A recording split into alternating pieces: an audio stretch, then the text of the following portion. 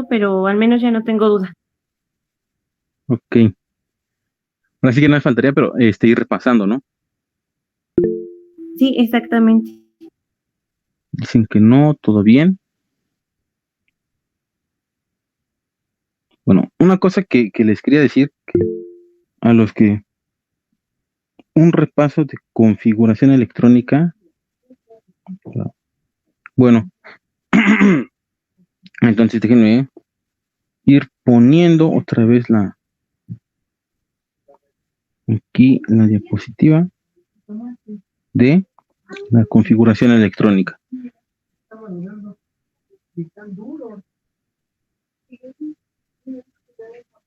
Voy a presentar esto y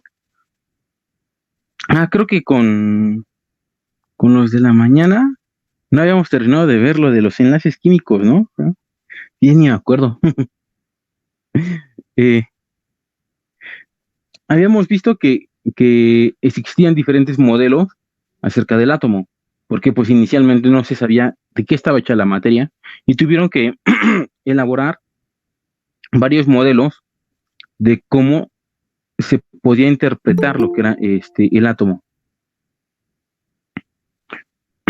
Algunos de estos pues, fueron el de Dalton, en donde él pues en su momento trataba de echar por tierra las ideas que tenían los antiguos alquimistas, que eran estas personas que trataban de transmutar la materia y de hacer pues cosas raras, ¿no? Con a través de la química. Aquí, en el modelo de Dalton, pues nos dice que las reacciones químicas pues ocurren por unas cosas invisibles y indestructibles e indivisibles, que cuando pues estas reaccionan van a crear diferentes compuestos, pero que se van a mantener los mismos, ¿no? Que no puedo transformar yo un átomo de una cosa, de un elemento, en otro átomo de otro elemento diferente, ¿no? También, pues bueno, en el modelo de Dalton, pues no dice nada acerca de un núcleo, no dice de qué está hecho ni nada. Solamente dice que son unas cosas,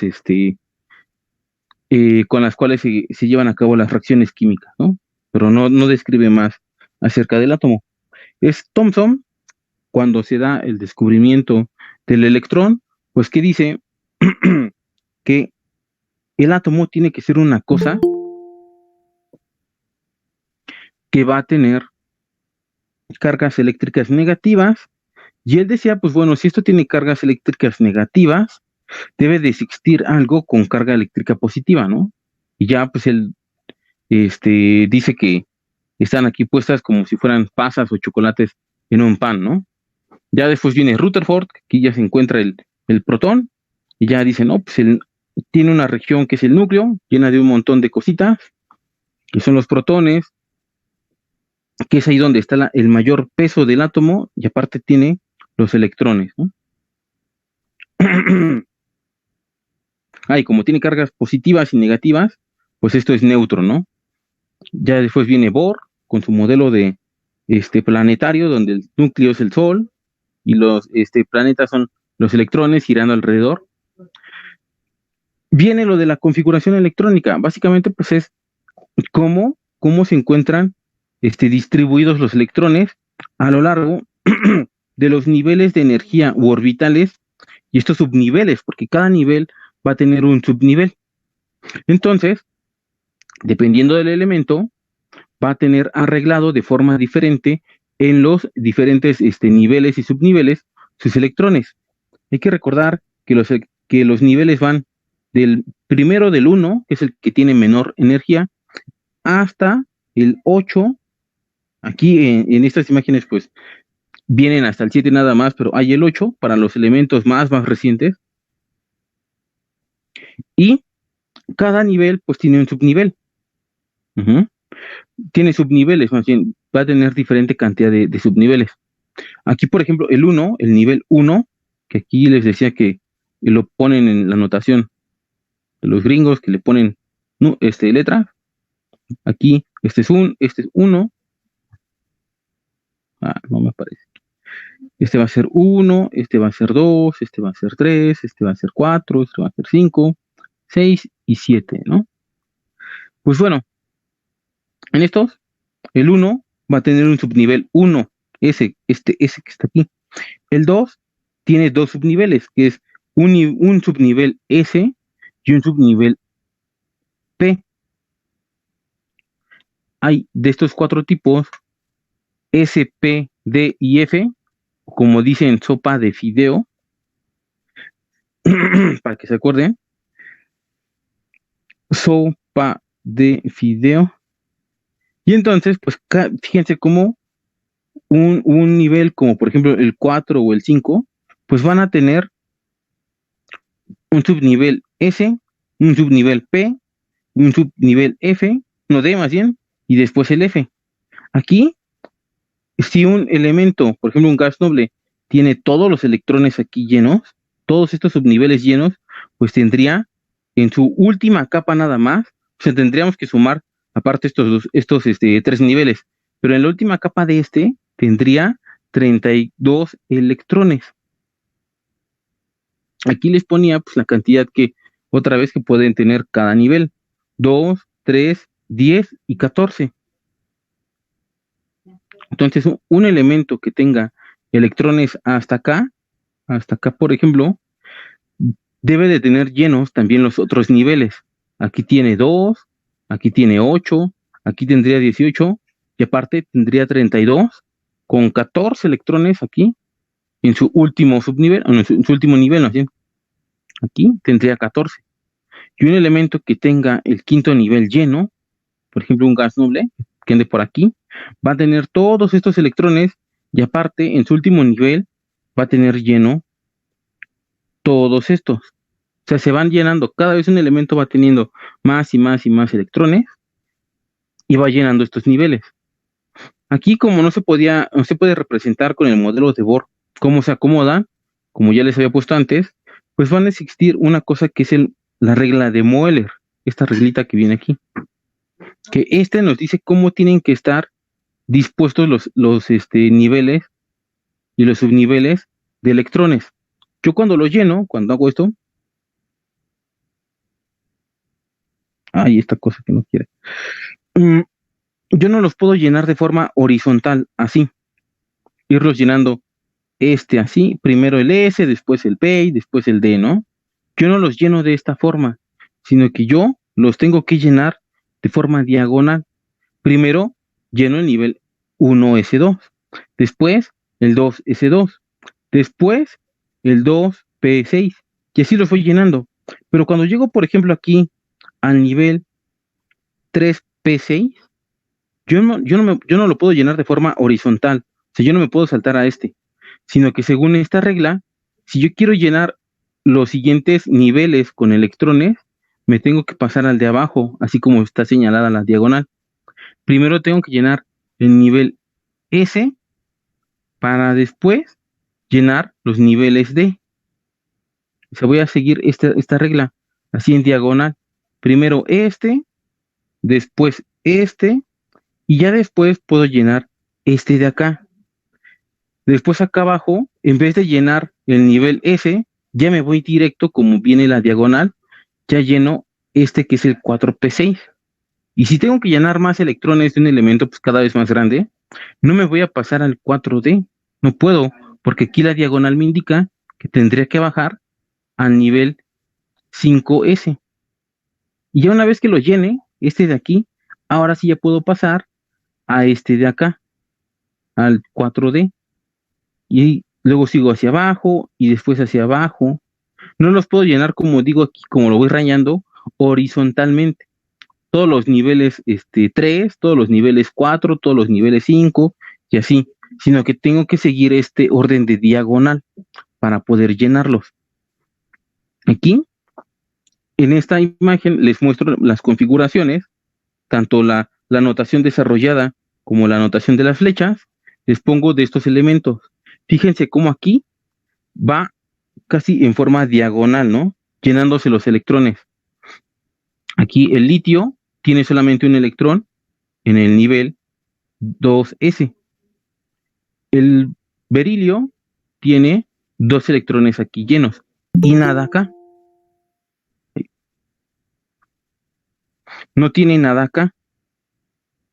Después, el boro sí tiene un electrón aquí, y conforme vamos bajando, se van llenando estos niveles, se van llenando después estos de acá. Primero llenamos estos tres con un electrón. Ya cuando lo llenamos, vamos llenándolo ahora con el segundo electrón. Aquí este con 2 y este con 3, ¿no? El neón. Así lo vamos a ir llenando.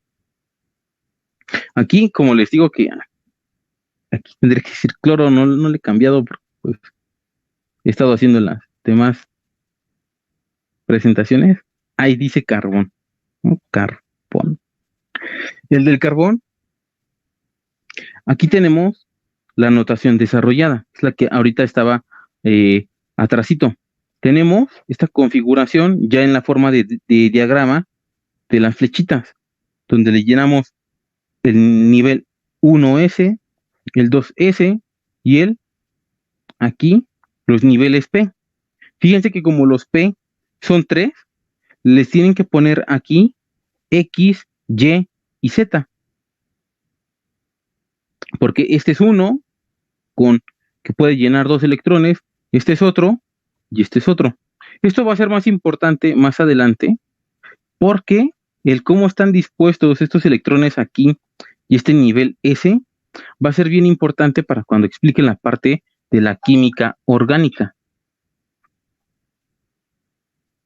Hablábamos de la regla del octeto, que decía Lewis, que descubrió que muchos elementos tienen una tendencia a formar o a tener 8 electrones en su última capa, como lo hacen los gases nobles, o los gases nobles que existían en ese momento. Aunque hay excepciones como el fósforo, el azufre, el selenio, el silicio, el helio, que tienen a alojar más electrones de lo que ahí dice. Muchos elementos tienen esa tendencia a formar octetos, ya sea a través de los enlaces químicos, como lo hace la sal, el cloruro de sodio. El cloro, como lo podemos ver aquí a la izquierda, el cloro es un elemento que tiene 7 bolitas, 1, 2, 3, 4, 5, 6 y 7 electrones en su última capa. Le hace falta uno para adquirir la configuración del neón. Entonces, como le falta uno, lo que hace el cloro es que necesita, aunque ya tenga la misma cantidad de electrones y de protones, les decía que los elementos van a tener la necesidad de alcanzar esta estabilidad, alcanzar este nivel del gas noble, y por eso necesitan un electrón, que es a la hora de que forman los enlaces químicos con otros elementos. Entonces, lo que va a pasar es que este cloro que tenemos aquí necesita un electrón. ¿Quién le puede dar uno? Pues un elemento como el sodio, que tiene un electrón en su última capa. En su última capa le queda este electrón. Entonces, para adquirir la configuración de su gas noble más cercano, vamos a checarlo aquí. Aquí está el sodio, pues el más cercano que él tiene es el neón. Incluso si le ponemos aquí, en la configuración, ¿dónde está? Acá. Aquí aparece N, entre corchetes N, y tiene 3S1.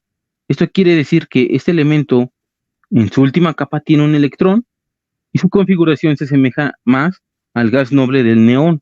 Entonces, para hacerlo, tiene que perder un electrón, este que le sobraba acá atrás, este que tiene aquí solito. Y lo que va a pasar es que el electrón del sodio se lo va a donar al cloro, y como ahora el cloro ha ganado un electrón, pues queda cargado negativamente. Y el sodio va a quedar cargado positivamente porque ha perdido un electrón, ahora tiene más protones. Entonces, el cloro, como queda negativo y este queda positivo, se atraen entre ellos. aquí se ve mejor la explicación del enlace iónico.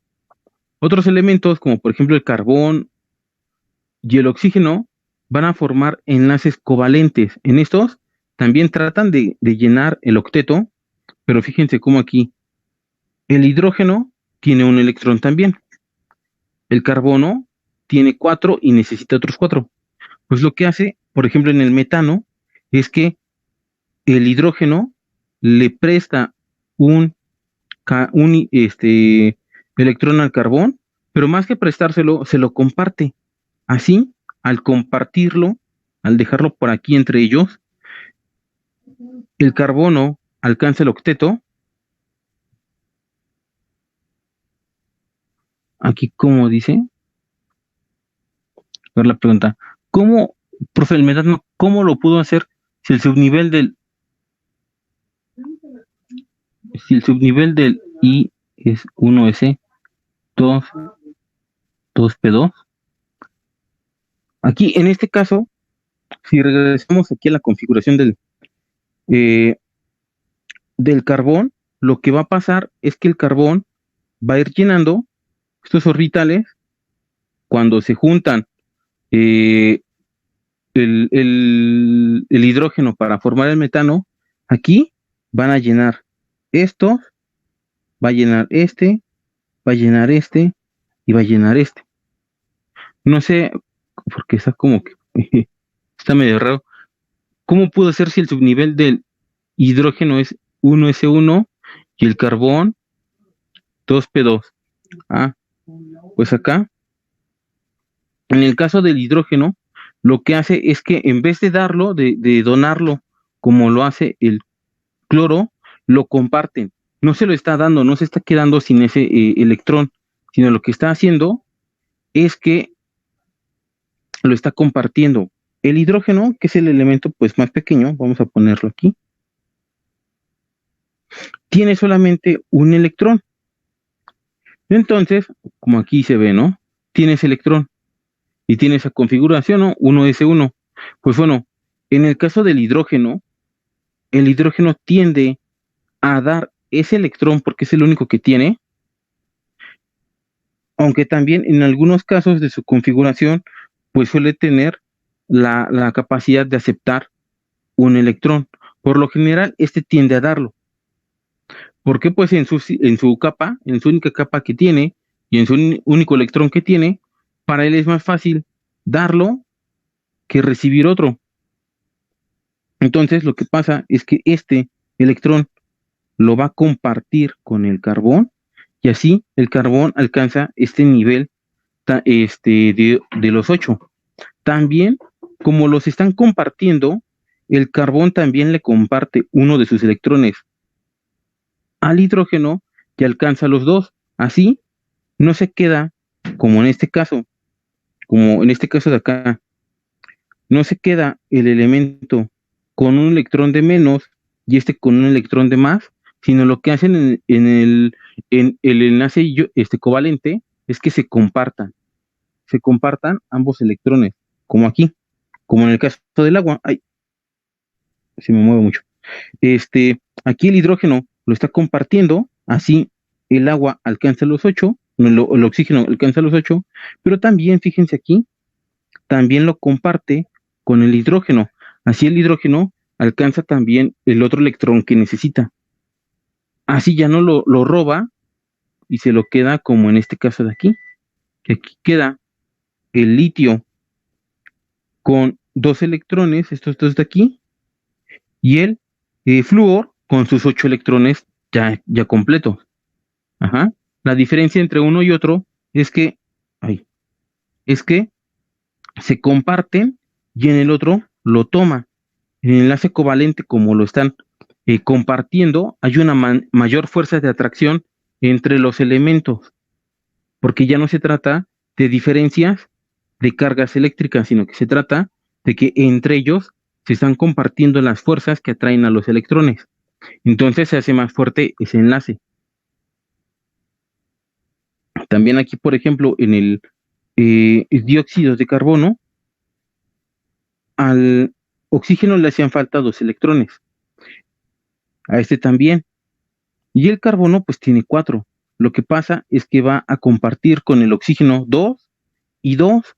Así, aquí en esta región ya alcanzó con estos dos electrones, el oxígeno alcanza su octeto, también el carbón alcanza aquí 4 y alcanza aquí 4. Así, en esta zona, en la que se comparten estos y estos, se forma el octeto, compartiendo 2 y 2. Así ya alcanza sus 8 acá, y el carbón, con 2 electrones de cada oxígeno, alcanza los 8 también. Aquí, fíjense cómo se están compartiendo todos estos. También en el caso del agua, como acá abajo, se comparten estos electrones de aquí y estos de acá, y entonces ya se forma aquí el octeto, compartiendo su único electrón, este hidrógeno, y su único electrón, este hidrógeno. Aquí se los prestan y ya tiene 2, este tiene 2, y el oxígeno alcanza los 8, como en la imagen de acá, ¿no? En esta de acá. Donde donde ya el oxígeno alcanzó sus 8 electrones y el hidrógeno también ya alcanzó los 2 que necesita, compartiendo estos electrones. Esa es la diferencia del covalente del enlace iónico, el que se compartan electrones. También del enlace covalente van a haber varios variantes. El covalente polar o el covalente no polar, en donde a pesar de que se unen y de que cumplen el octeto, el agua, resulta que el oxígeno, como es un elemento muy electronegativo, a pesar de que se una con el agua, uno con los hidrógenos, sigue manteniendo una carga negativa y los hidrógenos una carga positiva. Como mantienen estas cargas, un átomo, una molécula de agua, en la parte del oxígeno, puede atraer a otro átomo de hidrógeno de otra molécula de agua. Entonces, esta agua se une con esta a través de la diferencia de cargas negativas del oxígeno y positivas del hidrógeno. Así, el agua básicamente está unida por uniones electrónicas. Esto de aquí, estas cositas de aquí, es el oxígeno, la carga negativa del oxígeno, y la bolita de aquí es el hidrógeno. Entonces, se une con así, con un hidrógeno, y el otro hidrógeno se está uniendo a otro oxígeno de otra molécula. Y esta, a su vez, se une con esta, y esta con esta, y esta con esta, ¿no? Y van haciendo así un entramado. Por eso les digo que el agua, por ejemplo, si ustedes hacen el experimento de frotar el globo con el cabello, como se carga eléctricamente un globo, ustedes lo acercan al agua y esas cargas interfieren con las cargas del agua y pueden hacer que un chorrito así muy fino, que le abran tantito en la llave, se mueva, agarra, y en vez de caer recto, no sé como esto, en vez de que caiga así recto, lo que va a hacer es que se va a curvear. Cuando aquí acercan el globo, se curvea porque la carga, como unas van a ser cargas negativas, y aquí también hay cargas negativas, pues cargas iguales se repelen. Entonces, el agua va a hacer esto. También el agua, por ejemplo, se puede separar por electrólisis, aplicándole cargas eléctricas. Estas cargas lo que hacen es que interfieren con las cargas que tienen los elementos, esto es de aquí, y se separa el agua.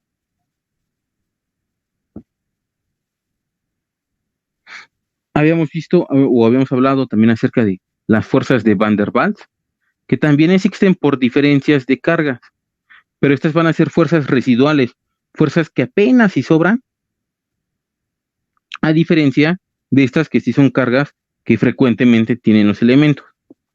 Aquí, cuando ocurre esto de diferencia de cargas, se les llama diferencias o cargas dipolares, porque vamos a tener dos polos, un polo positivo como este y un polo negativo como este. Entonces se forma una diferencia de cargas y ahí actúan las fuerzas de Van der Waals. Por ejemplo, los geckos que son estos reptiles que se pegan en las paredes y y en los árboles y demás cosas, ellos pueden hacer eso, se ha visto, porque en sus dedos, en la forma que tienen sus dedos, ellos pueden generar atracción de cargas y logran crear fuerzas de Van der Waals en sus patas y de esta forma se pueden pegar a una superficie. También otros fenómenos se asocian a las fuerzas de Van der Waals, solamente que estas no están a veces tan bien entendidas y luego como el chiste para cuando no sabes explicar algo, pues es decir que pues fueron las fuerzas de Van der Waals, ¿no? Cuando no sabes qué decir. Ya están los no polares, pues porque estos enlaces se forman entre moléculas de elementos del mismo tipo. Por ejemplo, aquí, en estos cloros o en este hidrógeno, lo que hacen es que se comparte su único electrón que tienen cada uno y forman así los dos. No son polares, o sea, no tienen carga eléctrica y se atraen entre ellos compartiendo estos electrones. Entonces, por eso se dicen que son covalentes, no polares, porque no hay diferencia de cargas. Aquí se hay un perfecto compartimiento de electrones. Aquí estos que tenían 7, igual que se los comparte y ya alcanzan la estabilidad. Y no hay cargas eléctricas. Uh-huh. Entonces, esa era la parte de lo que fue configuración electrónica y enlaces químicos. ¿Tienen alguna otra duda sobre esto? ¿Sobre esta parte?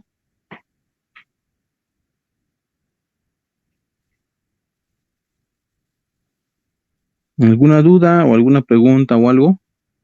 No, ninguna. Ahora sí ya quedó más claro.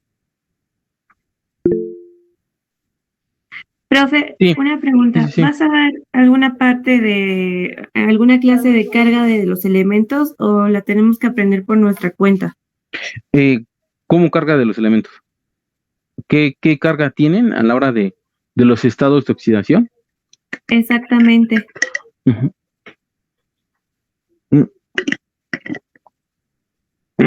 Esa más que nada con la práctica la vas aprendiendo. También te pueden ayudar la tabla periódica. Fíjense que estaba viendo esta tabla, porque yo la verdad esta la bajé para estas clases, pero no había tenido tiempo de verla bien. Incluso, por ejemplo, apenas estaba viendo lo que hay acá abajo, que te dicen que busques un elemento, te puede dar la masa atómica de los elementos y demás. Yo por eso se las paso. También es de pago y hay cosas que están bloqueadas porque, pues porque hay que pagar, ¿no? Como esto de aquí. Pero entre los muchísimos datos que te da la tabla, está uno bien importante, que es el siguiente. ¿Dónde está? Está acá abajo. Aquí dice, en estas propiedades atómicas, te pone la configuración electrónica, ¿no? Ahí se alcanza a ver la configuración, ¿no? Está en la configuración, abajo dice estados de oxidación, con el -1, -2, +2, +1 y +2, pero abajo dice carga iónica. Cuando el oxígeno forma iones, en su mayoría forma iones con carga eléctrica negativa 2 menos, de que necesita 2 electrones. Entonces, te ayuda a que tú veas cuáles son las cargas que tiene cuando son iones. A la hora de que se forma un cierto compuesto, pues tú lo vas a formar a través, en algunos casos, ¿no? De un ion con esta carga, o a veces cuando se dan ciertos ejercicios, por ejemplo, de balanceo, pues tú vas a tener que determinar esas cargas. Te puedes guiar con la tabla cuando son iones, cuando apenas se va a formar a partir de elementos sueltos un compuesto. Pero cuando tú ya tienes formado un compuesto y lo conviertes en otra cosa, a través de alguna reacción química, vas a necesitar determinar ese estado de oxidación. Eso es lo que vamos a ver ahorita cuando veamos las fórmulas o las reacciones redox y cuando vayamos viendo las reacciones de síntesis y demás, que es el tema que ahorita viene. Entonces, para saber las cargas más frecuentes que tienen estos elementos, para eso está esto que es la carga iónica, que por ejemplo aquí se pueden ayudar con esta tabla, y algunos pues a fuerza se los van a tener que aprender. Aquí por ejemplo la carga iónica del arsénico es menos 3, que es más fácil cuando lo encuentran solo en forma de un ion sólido, que lo encuentren con esta carga. Generalmente en las reacciones o en los ejercicios les dan una referencia de cuál es la carga que tiene.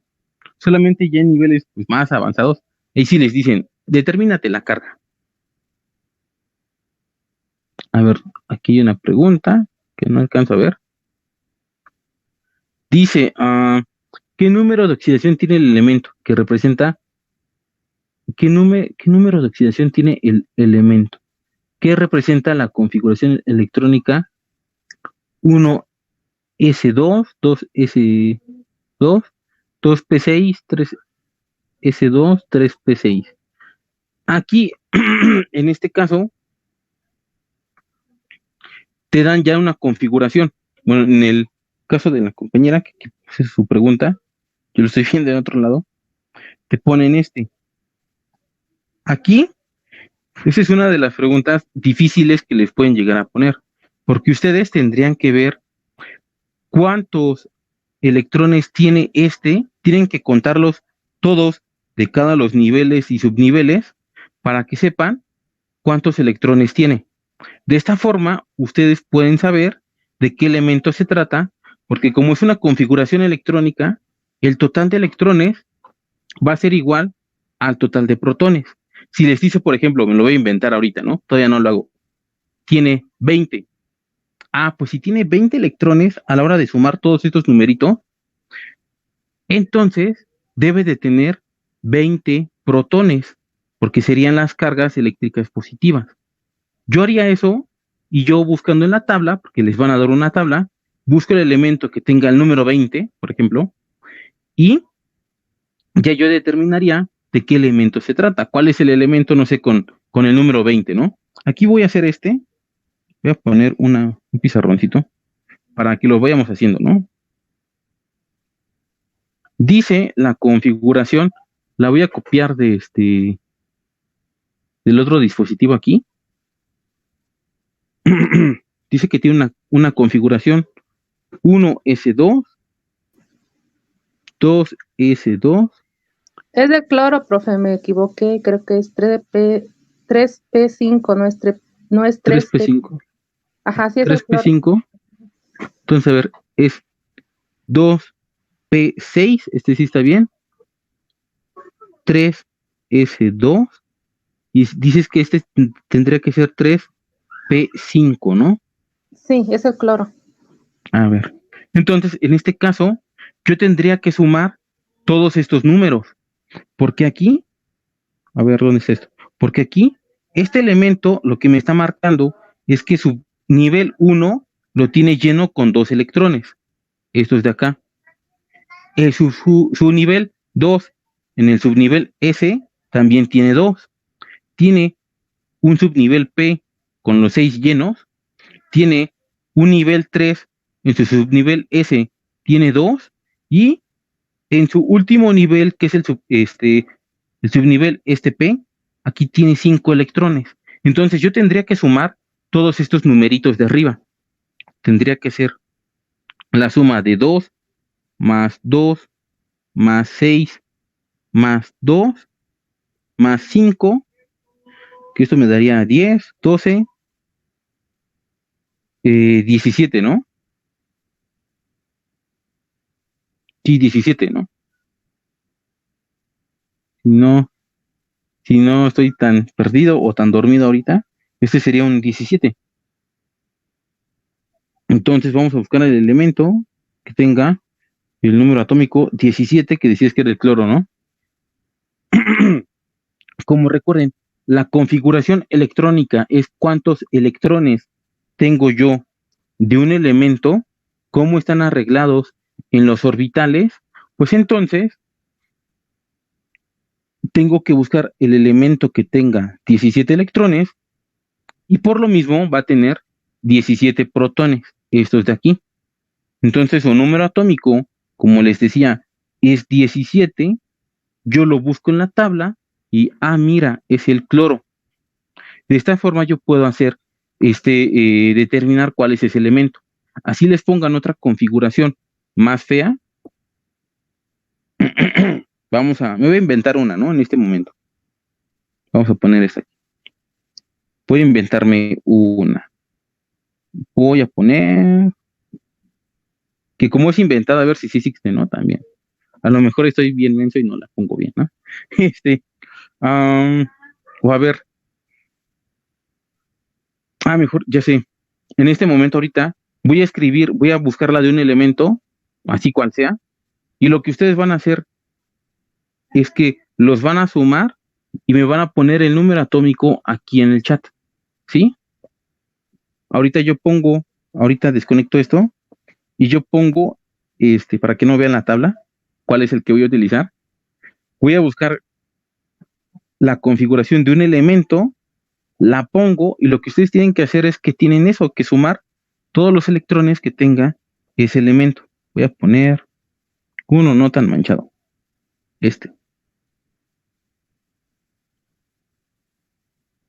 ¿Y dónde está la configuración de este? Ahí está. Entonces,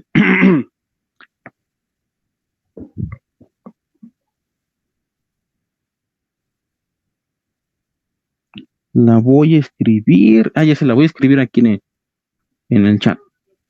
Y ustedes me ponen qué elemento va a ser ese.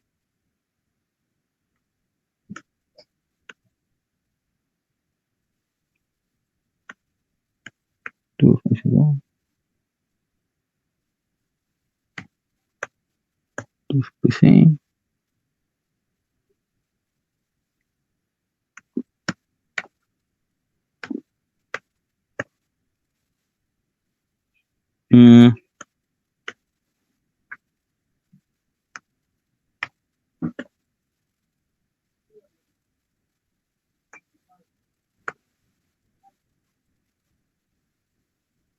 A ver, los pongo.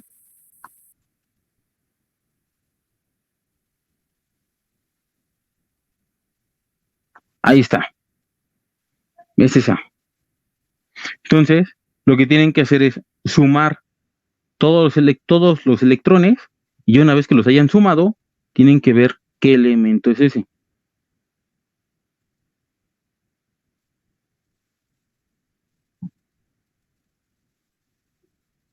Titanio. ¡Uy, qué rápida! En este caso sí, ahora sí déjame poner la de esta, la presentación. Bueno, más bien la tabla, y es el titanio, porque su configuración es esta. Es 1S2, 2S2, 2P6, 3S2, 3P6, 4S2, 3D2. Entonces, ustedes tendrían en este tipo de ejercicios, porque sí he visto que en los bancos de preguntas se los ponen, que ustedes tienen que poner qué elemento es ese. Y para ponerlo, ustedes tendrían cuál sería su estado de oxidación. En este caso, el titanio tiene todas estas cargas, pero por lo general su carga es iónica. Su carga cuando es un ion es más 4 y más 3.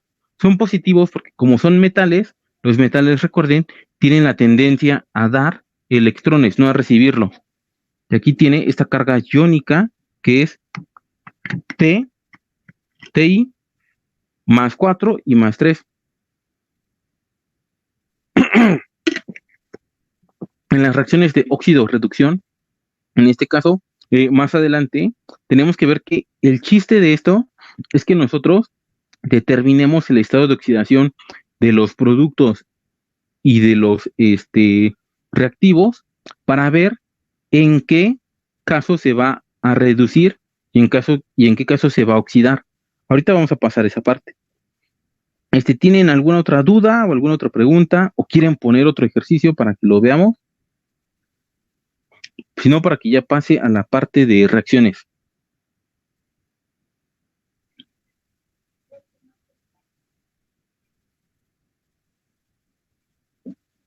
Si nos puede ayudar con otro ejercicio, bueno, yo digo. A ver, déjenme poner entonces la configuración de otro elemento. Déjenme desconectar esto. Que de estos ejercicios se los iba a poner. Ah, también. Ay, perdón. Una compañera me decía ayer que si les ponía más ejercicios, pero que si se los hacía a manera de formulario, creo que tú ya habías escuchado a Mayra, ¿no? Que decía que Sí, quería perfecto. que se hicieran a forma de formulario para que nada más se los mande así directo a todo y y ya se autocalifiquen. Yo trataría de hacerlo a manera de cómo vienen las preguntas en el examen.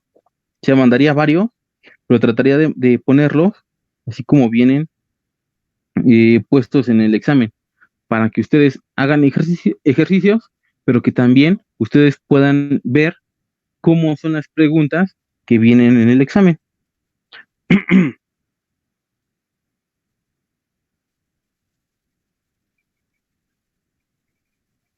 Sino para ir haciéndolos, porque ya los estaba empezando ayer, pero pues prefiero que ustedes digan para ver si sí los continúo haciendo de esta forma.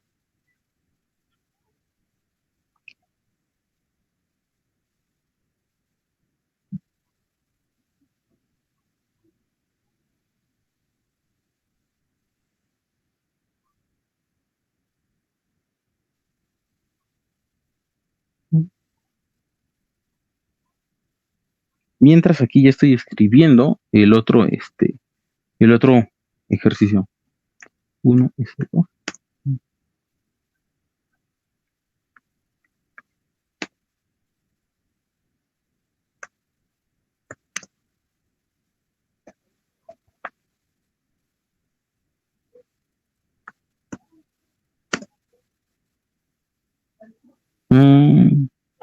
3.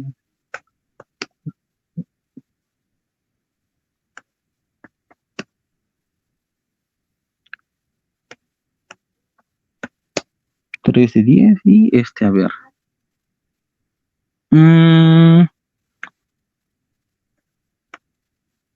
A ver, ahí está.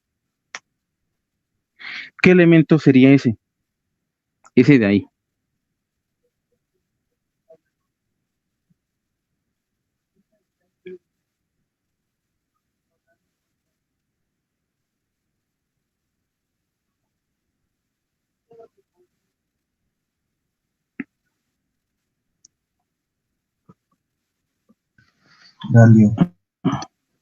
Galio.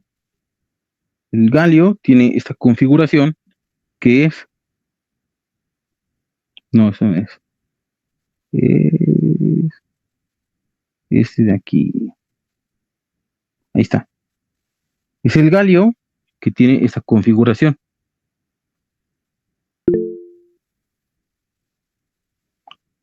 1S2, 2S2, 2P6, 3S2, 3S2, 3P6, 4S2, 3D10 y 4P1. También aquí va a haber una cuestión que no recuerdo si ya les había dicho a todos, es que a la hora de que hablamos de la configuración, este es un valor, o esos son valores que son calculados, o sea que son teóricos, más bien, son teóricos. En teoría, estos deben de tener una determinada configuración, siguiendo esta regla, ¿no? Siguiendo la famosa regla de Moeller. Pero resulta ser que no siempre se va a cumplir la regla de Moeller. Sí, 24, ¿no? 3.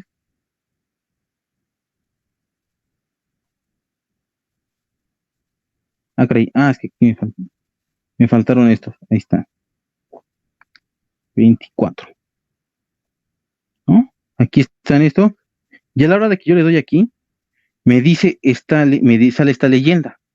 Teóricamente, esta configuración es la correcta, pero la configuración más estable de este elemento, que es el cromo, es esta de aquí.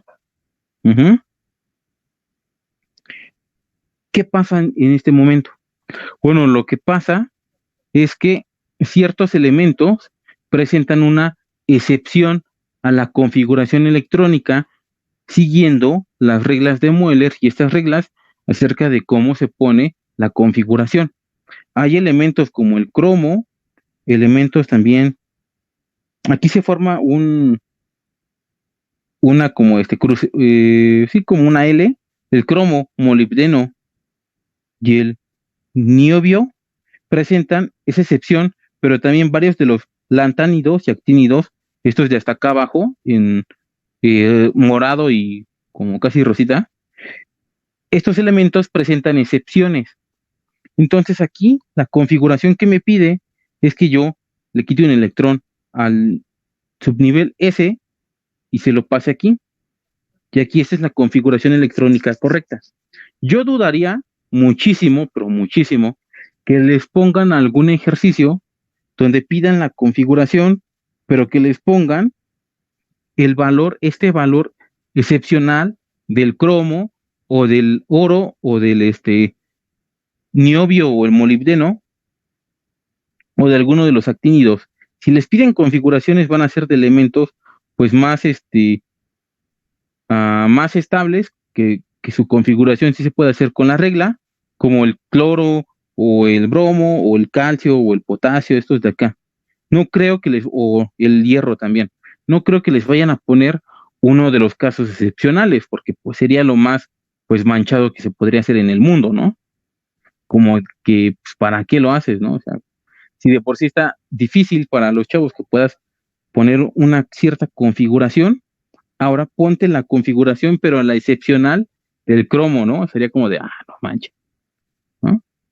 O sea, yo se los digo porque a la hora de que hagan ejercicios y de que yo les deje ejercicios, van a ver, si ustedes se apoyan, por ejemplo, aquí con la tabla, que les va a salir ese caso donde les dice que en teoría está bien, y sí está bien, pero este elemento tiene una configuración más estable. Incluso si lo buscan en la tabla, vamos a poner al cromo. ¿Dónde está? Aquí está, el cromo. Aquí la configuración que pone es la misma que yo les puse hace rato, porque aquí en el nivel 4S tiene solamente 4S1 y en la 3D tiene 5, de que le quitaron un electrón al subnivel S y se lo pusieron al D. Ujú. Existen las excepciones, pero difícilmente se las van a preguntar, porque sería algo extremadamente, pues, fuera de lugar preguntarles que aparte de que me pongas una configuración, pues me pongas la excepcional, ¿no? Que es esta. Entonces, quiero saber si tienen alguna otra pregunta o alguna otra duda con esto.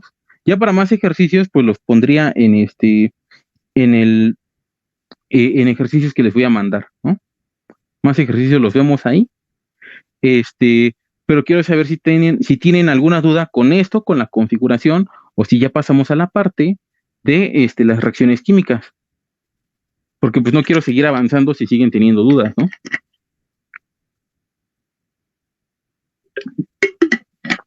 No, maestro, todo bien. Sin duda, profe. Va. Entonces, ahora sí vamos a pasar a la otra parte de de las reacciones químicas. Ujú. Aquí vamos a ver que cuando nosotros tenemos una ecuación química, una ecuación representa cómo ocurre una reacción. En las ecuaciones vamos a ver que tenemos los símbolos de los elementos químicos y siempre se van a poner en el lado izquierdo, en este de aquí, a mis reactivos. Mis reactivos son esos elementos que están reaccionando, que entre ellos reaccionan para crear un producto. Ujú. En este caso, estos reactivos tiene este oxígeno, este 2 chiquito, ¿no? Por así decirlo. Este 2 es un subíndice y me dice que este oxígeno está, y ahora sí, tenemos esta molécula con dos oxígenos que están unidos entre ellos. Están, están formando una molécula. Ujú. Estos subíndices me están diciendo que está formándose una molécula que tiene esta cantidad de estos elementos, que tiene 2. Si yo tuviera un subíndice 3, pues diría que en este caso, en vez de tener dos oxígenos, yo tendría 3. Los tendría tal vez así, ¿no? Así entre ellos. Y si fueran 4, pues ya los tendría que acomodar como 4, ¿no? En cambio, tenemos de este lado al magnesio, pero este tiene este número, que es este 2 grande, que es un coeficiente. El coeficiente me dice que yo tengo dos átomos de magnesio.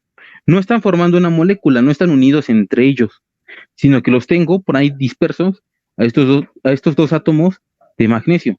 Es como si yo tuviera aquí un magnesio aquí y tengo otro magnesio acá. O sea, cada uno está por su lado, pero tengo 2. Si yo tuviera, por ejemplo, un 4 ahí, pues entonces aquí tendría otro magnesio, aquí tendría otro magnesio, ¿no?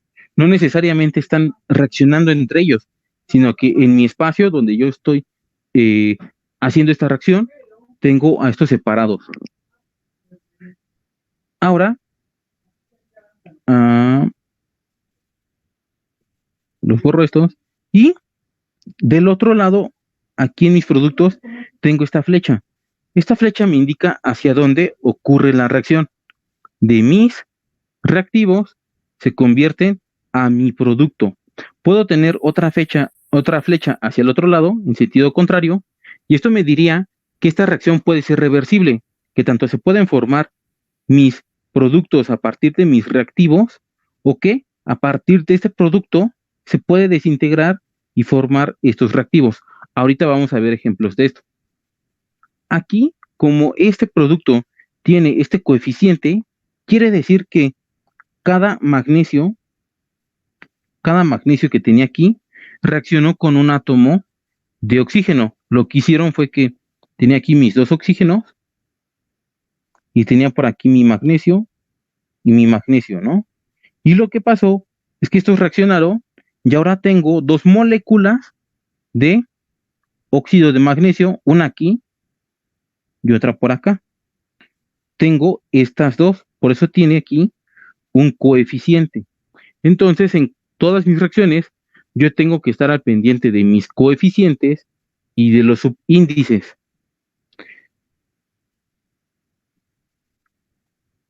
Si pasamos a ver las reacciones, pues se verían de esta forma, ¿no?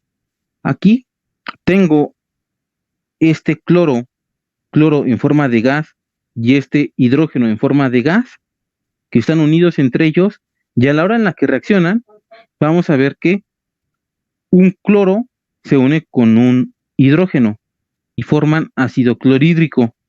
Entonces aquí, estos dos que estaban unidos entre ellos reaccionan y cada hidrógeno se va con cada cloro. Forman esta molécula. Así como tengo aquí mi coeficiente 2, pues veo que tengo dos moléculas de ácido clorhídrico.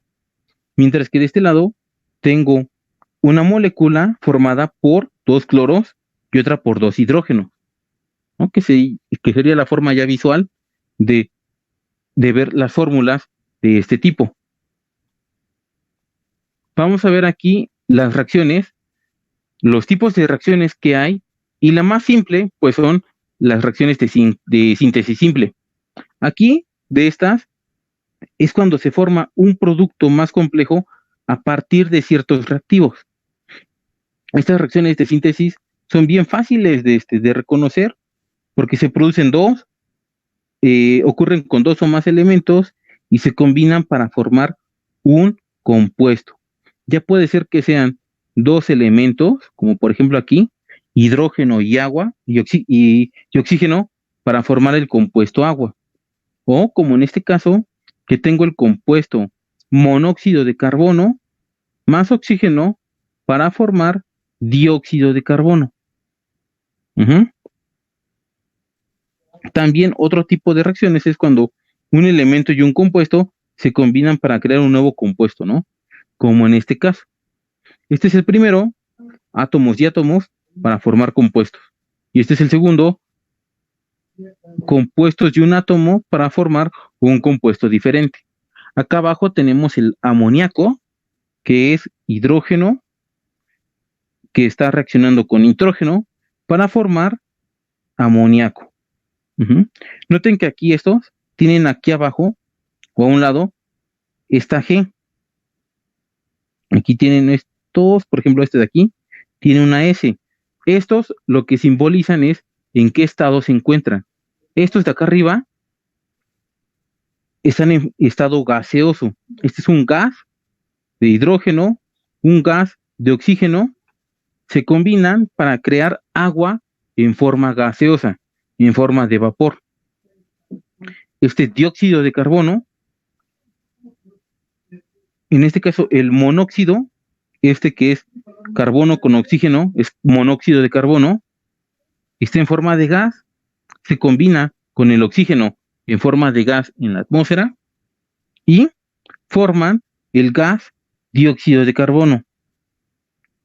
Acá, por ejemplo, en el caso del óxido de aluminio, tenemos al aluminio, que es un metal en su estado sólido, tenemos el oxígeno en su estado gaseoso, que es cuando se oxidan varios metales, y se crea un óxido en estado sólido, porque solamente se le añadieron estos oxígenos que están acá. Este son el tipo de reacciones más simples que vamos a ver. Y lo importante es que puedan reconocerlas a la hora de que las vean. De que vean que está reaccionando ya sea átomos solitos, como en estos casos,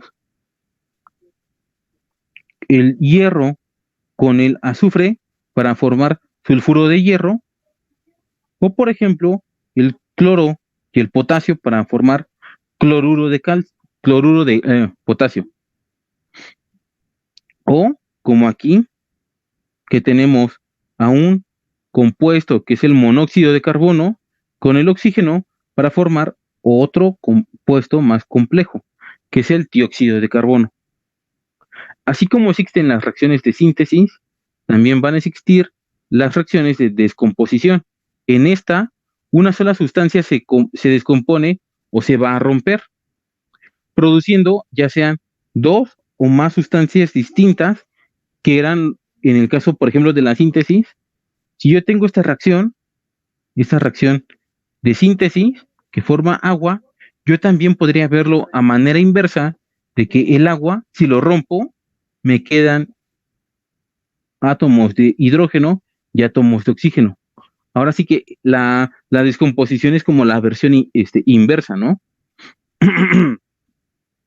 A como dice aquí, es el inverso, se les considera el inverso de las reacciones de combinación, que es como se le llama también a la síntesis, o reacciones de adición, también se les llama a las reacciones de síntesis. Adición, combinación o síntesis. Aquí, este material inicial debe de ser un compuesto y los demás pues, van a ser elementos y compuestos. Para que se lleven a cabo estas reacciones, generalmente se necesita la aplicación de calor en estas reacciones. Vamos a ver más adelante, en otros temas, lo que es el tema de equilibrio químico y cinética química, y vamos a ver cómo ocurre que muchas reacciones son reversibles e irreversibles dependiendo de condiciones como, por ejemplo, que se lleven a cabo con calor, y a la hora de que le retiras este calor, se revierte la reacción, o cuando le aplicas presión, cuando le aplicas volumen y demás, En el caso de los gases, puedes hacer que una reacción que ya se haya formado un cierto compuesto se descomponga a sus reactivos al quitarles ese calor o esa presión que tenían. Aquí, por ejemplo, vemos la formación de la descomposición de la sal y la descomposición del agua a través del proceso de electrólisis, la que les decía hace rato. Si yo le aplico una carga eléctrica al agua, como están unidos los átomos por carga eléctrica, por diferencias de cargas eléctricas, en el caso de las moléculas de agua, pues si yo le aplico electricidad, puedo romperlas y puedo separarlas, que quede esto. Como la sal forma enlaces iónicos, que también es por diferencia de carga, pues yo puedo agarrar y aplicarle a la sal electricidad y separar estas cargas que tienen el elemento sodio y el elemento cloro en sus formas de iones y separarlos. También lo puedo hacer con el agua, aplicándoles agua. Cuando le echamos sal al agua, ¿no? Que se disuelve. Vamos a ver también más adelante a las propiedades de las soluciones. Y ahí vamos a ver por qué el agua, ya de forma más clara, por qué se dice que el agua es el disolvente universal. Aquí tenemos otras reacciones, como por ejemplo es la descomposición de estos carbonatos y bicarbonato. Aquí tenemos el carbonato de calcio que se descompone en óxido de calcio y dióxido de carbono.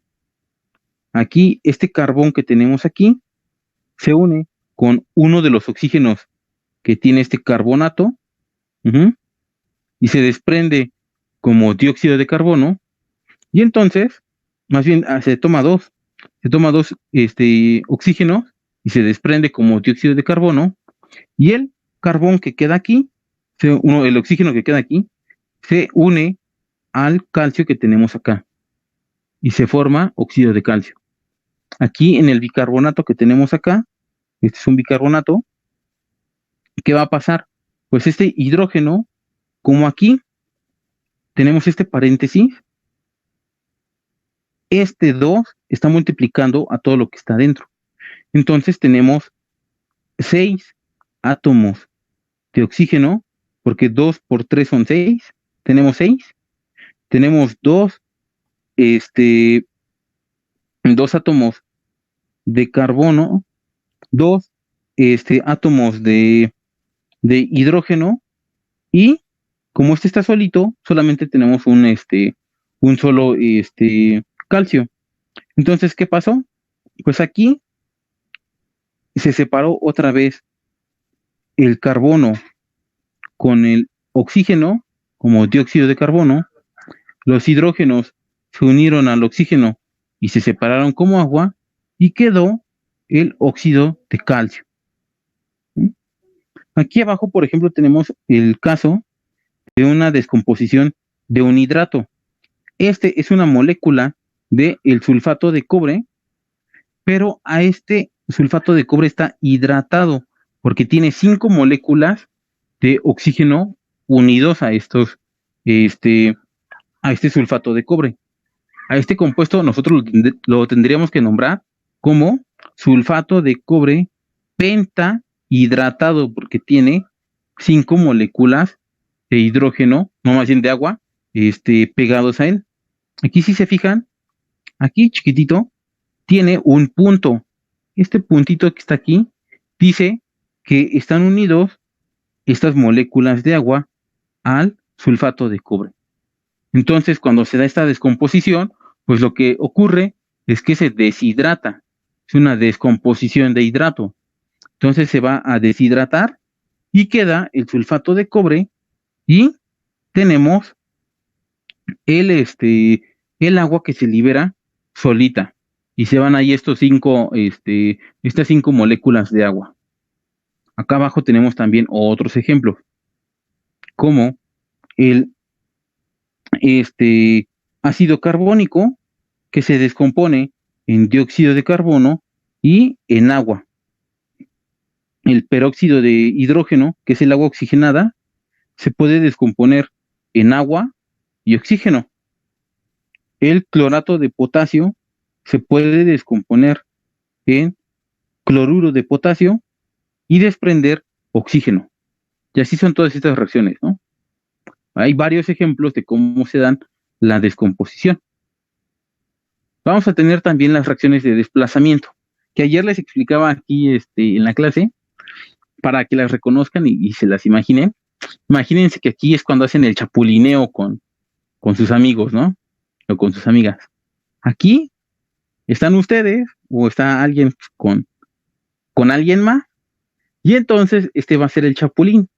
¿Y qué hace? Se mete, ahí se va metiendo y se queda con otra persona y aquí se quedan pues, uno solo, ¿no? Porque ya el chapulín agarró y se los bajó, ¿no? O también, acá como en el caso de abajo, también aquí está el chapulín, se mete aquí, en estos dos, y entonces pues se queda con este de acá, ¿no? Con el B. Y el C pues, se queda solito, ¿no?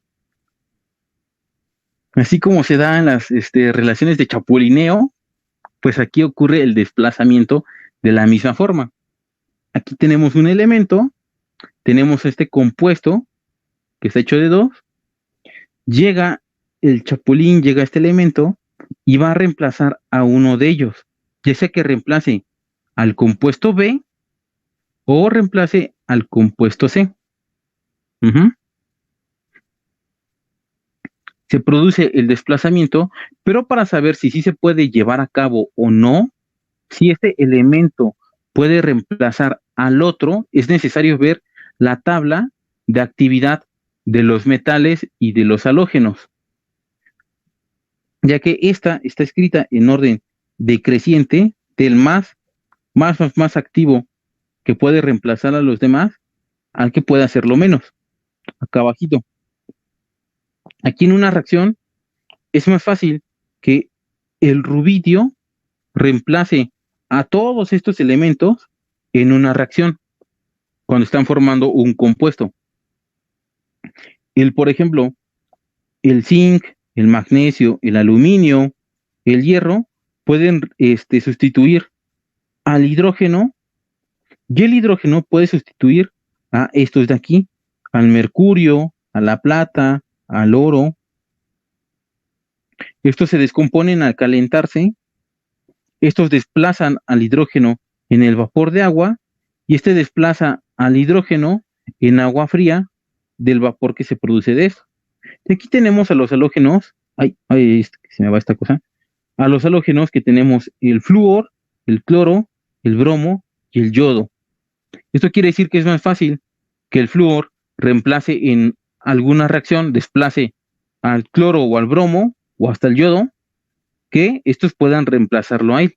¿Cómo se ve esto? Pues bueno, vamos a ver ejemplos.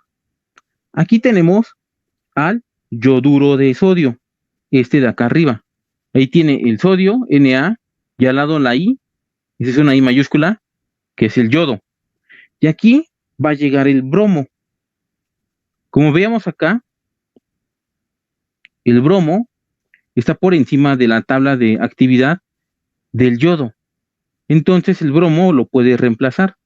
Y eso es lo que pasa aquí adelante. Aquí, el bromo reemplazó al yodo y el yodo se quedó por ahí solito desplazado de esta reacción. También aquí tenemos al ácido clorhídrico cuando le añadimos zinc. El zinc va a desplazar al hidrógeno, como se ve aquí, y va a quedar, aquí tendría que ser al revés. Si aquí se equivocaron en este ejemplo, tendría que ir el zinc de este lado al lado del cloro. Esto sería cloruro de zinc y se desprende hidrógeno de esta reacción, porque el zinc va a desplazar al hidrógeno como se ve en esta tabla de acá. Fíjense dónde está el zinc, dónde está el hidrógeno, y aquí dice, desplazan al hidrógeno del vapor de agua y de ácidos, como ese de aquí, este de aquí es un ácido clorhídrico, logró desplazar el zinc al hidrógeno. Y así, si vamos viendo en las demás reacciones, podemos ver cómo lo que es este elemento, por ejemplo, aquí el sodio, va a desplazar al hidrógeno. Aquí lo desplaza, lo avienta para allá afuera, se desprende hidrógeno, pero se forma el compuesto hidróxido de sodio, porque ha reemplazado a estos hidrógenos que estaban aquí, y todavía se secuestró uno. Aquí si multiplicamos esto, serían 2 por 2, serían 4, y aquí tenemos, multiplicando este 2 por este hidrógeno, tendríamos 2 aquí y 2 acá. Entonces se secuestró este sodio. Aparte de todo, se robó los oxígenos y se robó 2 hidrógenos y formó este hidróxido de sodio. También vamos bajando más en las reacciones. Por ejemplo, aquí tenemos este ácido, otra vez ácido clorhídrico, llega el magnesio y lo reemplaza. Fíjense cómo aquí sí queda bien a comparación de la de acá arriba, ¿no? Esta que está así tendría que quedar como de esta forma. Cloruro de magnesio, donde el magnesio reemplazó al hidrógeno. Y el hidrógeno, pues por ahí se desprende, ¿no? También en este ejemplo de acá, aquí el cloro llega y va a reemplazar al bromo. Si nos vamos a la tabla otra vez de halógenos, el cloro está por encima del bromo en estas reacciones de desplazamiento. Entonces, lo puede desplazar aquí en esta reacción. Este bromuro de sodio es reemplazado el bromo, entra el cloro y se forma sal, cloruro de sodio, y el bromo se desprende. Y así vamos viendo que son este tipo de reacciones de desplazamiento.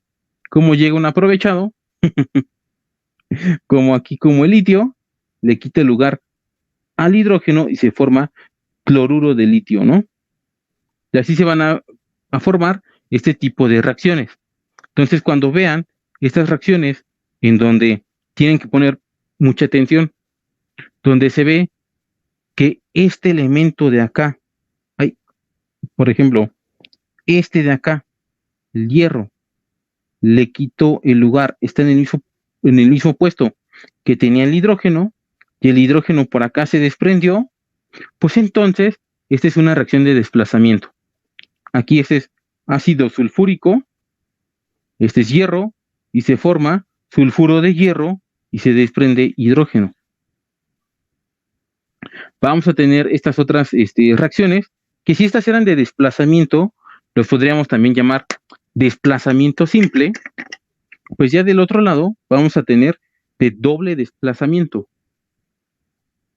En este tipo de reacciones, aquí participan dos compuestos.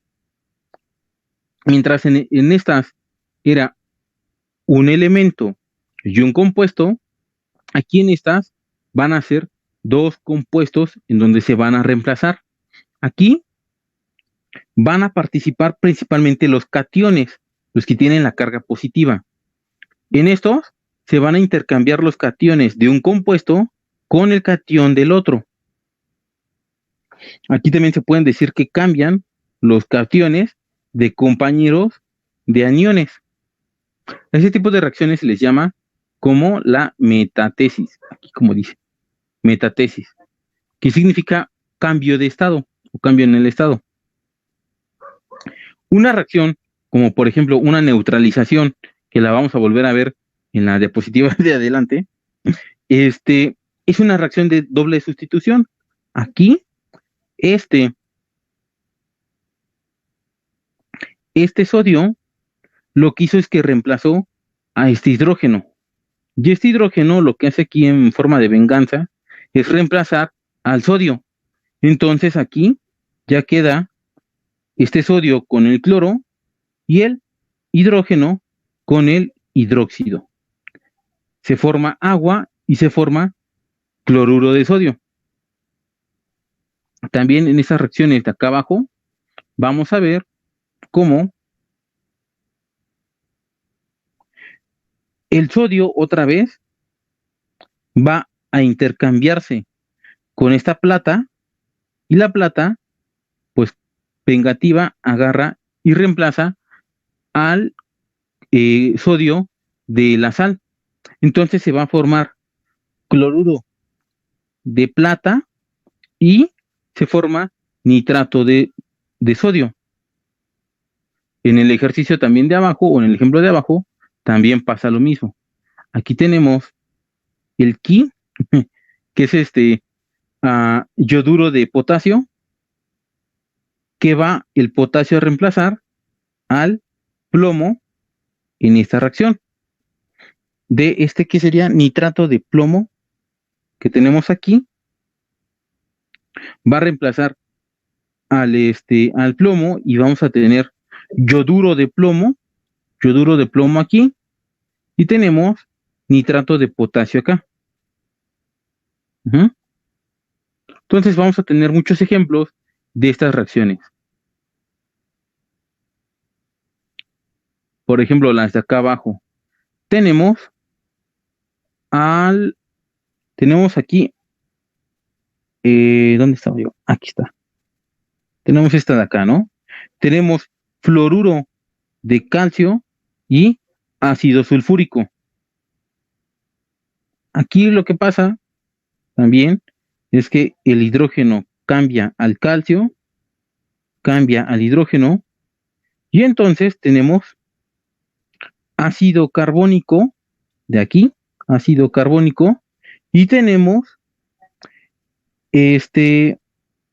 cloruro de calcio. Uh-huh.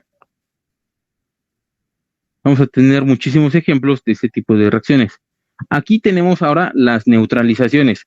Esto ocurre cuando un ácido reacciona con una base. Entonces se van a neutralizar. Aquí siempre se va a dar la siguiente fórmula. Vamos a tener ácido más base, va a ser igual a una sal y a una molécula de agua o agua. Por eso aquí, en todos estos ejemplos, fíjense cómo todos tienen agua, agua, agua, agua, agua, agua, porque es parte de esta reacción de neutralización. Estas reacciones van a ser endotérmicas, o sea que van a desprender calor, y los valores de ácido base van a estar dadas por las reacciones pues, del ácido base. Aquí, para que se lleven la neutralización, hay una cosa que se llama ácidos fuertes y bases fuertes. Esto quiere decir que tiene una propiedad para desintegrar cosas y aparte tienen otras propiedades muy fuertes. Entonces yo solamente puedo neutralizar una base fuerte con un ácido fuerte. Van a haber otros ácidos, como por ejemplo los ácidos orgánicos, que son ácidos débiles. Y también van a existir otras sustancias que van a ser bases débiles. Yo no puedo neutralizar un ácido fuerte con una base débil porque gana la reacción del ácido y no se lleva bien a cabo la neutralización. Deben de tener aproximadamente el mismo nivel de ácido y de base. Aquí vemos en estas reacciones, de las más típicas de todas de ácido base, tenemos al hidróxido de sodio que se neutraliza con el ácido clorhídrico. Se forma la sal cloruro de sodio y se forma la molécula de agua. Abajo también tenemos la base hidróxido de sodio que reacciona con el ácido sulfúrico. Entonces se forma el sulfato de sodio y se desprende agua. Aquí tengo amonio y tengo ácido clorhídrico y se forma el clorato de amonio y se forma aquí agua. Igual, aquí tengo hidróxido de sodio y ácido cianúrico. Entonces aquí se forma cianuro de sodio, ya no me acuerdo bien cómo se llaman estas cosas, y agua, ¿no? Van a haber muchas reacciones, pero siempre se tiene que desprender una sal y una molécula de agua. Más adelante, les digo, en otra clase, creo que es una clase de la siguiente semana, vamos a ver lo que son las disoluciones Y vamos a ver lo que son también los ácidos y las bases. Ahí va a quedar claro a qué me refiero con una base fuerte y un ácido fuerte. Mientras les digo que tienen que tener la misma potencia, tienen que ser fuertes o tendrían que ser débiles los dos para que se lleve a cabo la reacción de neutralización. Ujú. Aquí vamos a tener otro tipo de reacciones que van a ser endotérmicas, exotérmicas, irreversibles, irreversibles. Aquí, las endotérmicas son aquellas reacciones que van a absorber calor para que se lleven a cabo. O sea, tú en esas reacciones le tienes que aplicar calor, lo tienes que poner con fuego o que haya mucho calor para que se lleven a cabo. Porque aunque tú tengas aquí óxido de hierro y tengas hidrógeno, no se lleva a cabo. Le tienes que poner calor para que este oxígeno reaccione con el hidrógeno, formen agua y se separe pues, del hierro. En cambio, hay otras reacciones que son las exotérmicas, en las cuales se libera calor. Cuando tú descompones yoduro de hidrógeno y lo formas como ion yodo y ion hidrógeno, se libera calor. También en este caso, como había puesto acá, las reacciones de neutralización van a liberar lo que es calor. También, por ejemplo, cuando ustedes hacen una disolución de un ácido, que ustedes tienen agua y le agregan un ácido para que este pueda reaccionar con otras cosas, en ese momento tienen ustedes el matraz y comienzan a sentir cómo se libera así un montón de calor que hasta les da miedo porque dicen, ay, no manches, esta cosa va a explotar, ¿no? Pero no le va a pasar nada porque lo único que sucede es que se desprende calor, pero no quiere decir que porque lo hicieron ya va a explotar, ¿no? Y les va a explotar todo en la cara, ¿no? O también elementos como los metales alcalinos, los que están del lado izquierdo de la tabla, el litio, el berilio, el sodio, el magnesio, el potasio, el rubidio, el cesio, son elementos muy reactivos con el agua. Cuando estos reaccionan con el agua, reaccionan con el hidrógeno del agua, comienzan a desprender calor, pero desprenden calor de una forma tan intensa y tan violenta que se ve como una explosión.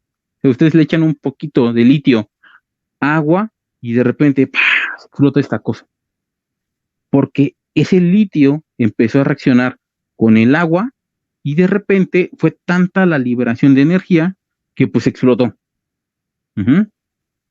También, por ejemplo, en la tabla, conforme más van bajando, más violenta se hace la reacción. O sea, ustedes pueden tener 10 gramos de litio y explota, ¿no? Pero con 10 gramos de sodio, la reacción es todavía más violenta.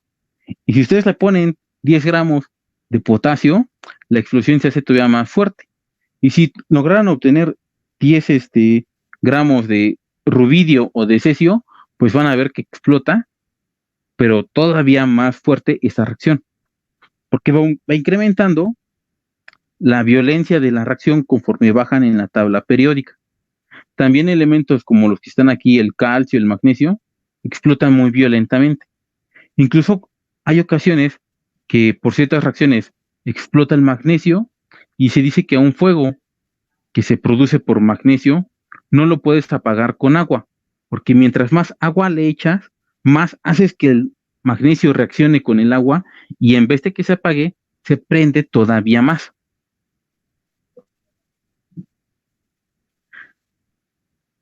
Entonces, en todas esas reacciones se desprende ese calor. Dicen aquí, qué miedo. Pues sí, da un poco de miedo, ¿no? Porque imagínate que tú, pues accidentalmente se te cae no creo cómo hubiera forma de que accidentalmente se te cayera litio en agua y de repente nada más da la explosión. Por eso, luego les digo que si les dejo videos de cómo son esas reacciones, pues para que se den una idea de cómo son las reacciones exotérmicas, ¿no? Porque a veces la mejor forma de saber las cosas, pues es experimentándolas, pero como no hay forma de hacer experimentos ahorita, pues pues lo más fácil es que les ponga videos, ¿no? Por ejemplo, el litio sí se puede conseguir. Los celulares y demás aparatos tienen baterías de litio y ustedes podrían conseguir litio de baterías. No lo hagan por favor, pero pueden obtener litio de baterías. Ya nada más las abren con muchísimo cuidado, consiguen agua y pues, pero de preferencia no lo hagan. Mejor les pongo el video para que vean qué pasaría. Vamos a tener reacciones que son reversibles e irreversibles. Las irreversibles, como por ejemplo la neutralización. Voy por unas pilas, ¿no? Que también, o sea, la cantidad de litio que van a encontrar no es tanta, ¿eh? O sea, no es como que tengan muchísimo litio, ¿no? Van a tener que conseguir varias pilas de teléfono ya viejo para obtener suficiente litio para que explote bien padre. Por ejemplo, aquí la neutralización, una vez que se forma la sal y se forma el agua, no hay forma en ese momento de que tú hagas que se reemplace el sodio con el hidrógeno para volver a formar el, el hidróxido de sodio, ni para formar el ácido clorhídrico. Una vez que ocurre, ya no puede regresar la reacción a su estado original. Tú tendrías que cambiar, que transformar por otras reacciones a esta sal y a esta agua para que se forme otra vez hidróxido de sodio y ácido clorhídrico. Pero directamente desde esta reacción no se puede. Y una vez que cambió, ya no puedes regresar al estado anterior. Por eso se dice que son irreversibles. Y las reversibles son reacciones en donde sí, yo puedo reaccionar cloro con agua, se me forma ácido clorhídrico y oxígeno. Pero en muchos de estos casos, por ejemplo, solamente se llevan a cabo la reacción con calor o con otras condiciones. Entonces yo puedo agarrar y quitarle ese calor y se revierte la reacción. En la parte, les digo, de equilibrio químico, vamos a ver cómo ocurre esto. Cuando alteramos la reacción, cuando le agregamos más producto o más reactivo, o cuando nosotros le agregamos cosas como en el caso de los gases, le ponemos más presión o le quitamos presión, le aplicamos temperatura para cambiar el volumen que tiene estos gases y se reviertan las reacciones. Aquí tenemos ejemplo de las reacciones endotérmicas, en donde van a absorber luz o calor. Por ejemplo, les decía, el agua la podemos descomponer con electricidad y la sal. Entonces, estas serían reacciones endotérmicas, porque yo les tengo que aplicar energía para poder descomponerlos. Igual, el óxido, aquí tenemos el óxido de aluminio, yo le puedo agregar energía y descomponerlo en aluminio y monóxido de oxígeno, no monóxido de carbono. Aquí tenemos más reacciones de electrólisis, de separación de moléculas, en donde nosotros le aplicamos energía y se descomponen estas. De esto que están en su forma molecular, un hidrógeno unido a otro hidrógeno o un oxígeno unido a otro oxígeno, le aplicamos energía y se descomponen. Esa es la energía que tendríamos que aplicarles para que ocurra la reacción. Por ejemplo, el nitrógeno, como les he dicho a los que tomen biología, vemos los ciclos biogeoquímicos. En esto, el nitrógeno, en el ciclo del nitrógeno, el nitrógeno está en la atmósfera, está en una proporción de un 78%. O sea, el 78% de lo que está a su alrededor ahorita porque están respirando y hay aire. De ese aire, el 78% es nitrógeno, pero el nitrógeno, cuando está en su forma N2, no sirve absolutamente para nada para nosotros, y para la mayoría de los seres vivos, pues tampoco, ¿no? No está disponible en esa forma. Pero, por ejemplo, cuando cae un relámpago, cuando llueve, el beneficio que nos dan los relámpagos es que ellos le aplican energía a la atmósfera porque la calientan mucho y le aplican la energía necesaria para romper el nitrógeno y este ya roto se fije en el suelo, porque los relámpagos caen del cielo hacia el suelo, ¿no? Y en ese camino que van haciendo, o sea, también podrían ver videos de cómo los relámpagos, cómo se crean y se pegan contra el suelo. Cuando hacen eso, cuando le pegan al suelo, ya descompusieron el nitrógeno de la atmósfera y lo depositan en el suelo ya en su forma N, en su forma solita, ya separadas las moléculas. Porque el nitrógeno, como tiene una unión de este tipo, N con 3 enlaces, es muy difícil poder romper este triple enlace. Y solamente lo puedo hacer cuando yo le aplico energía eléctrica. De ahí se rompe ese triple enlace. Recuerden que mientras más enlaces tenga una molécula, es más fuerte el enlace y es más difícil poder romperlo. Y curiosamente, a la hora de que se elaboran, de que se forman, también liberan mucha energía. Uno pensaría que tendría que ser al revés, ¿no? Es mucha energía para formar los triples enlaces, pero resulta que cuando se forman, liberan energía también.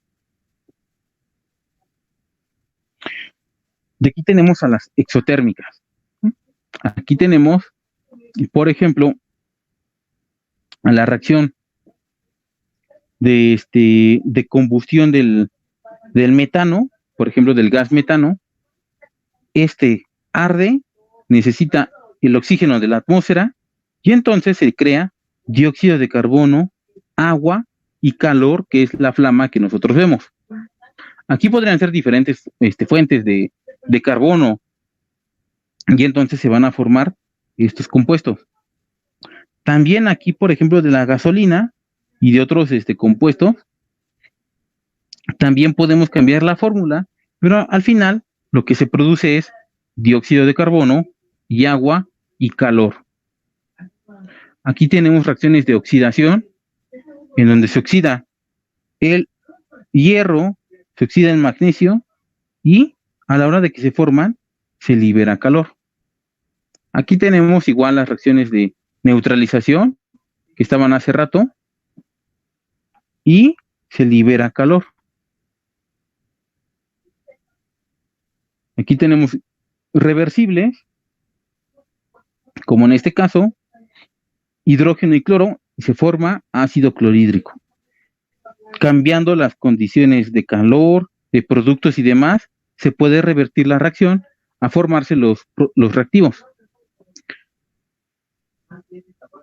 En el caso de los irreversibles, les digo yo, una vez que se forma esto de aquí, ya no hay forma en la que yo pueda regresar la reacción al estado anterior.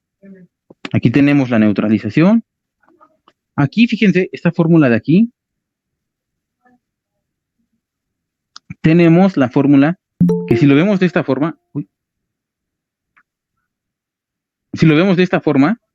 este es el azúcar y este es el oxígeno y esto es agua y dióxido de carbono. Cuando nosotros vemos en biología el ciclo de Krebs, a partir del azúcar y del oxígeno se forman ATPs y demás, pero se forman agua y se forman dióxido de carbono, ¿no?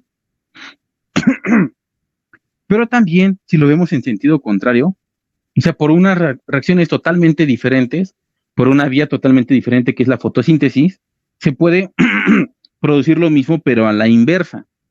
Es un proceso totalmente diferente, pero se obtienen los mismos reactivos. La fotosíntesis necesita agua, necesita dióxido de carbono, y al final se forma un azúcar y se forma oxígeno. Vamos a tener más reacciones como las reacciones de combustión, en donde en estas reacciones exotérmicas ocurre que tenemos 3 elementos importantes: un combustible, un comburente y una energía de activación.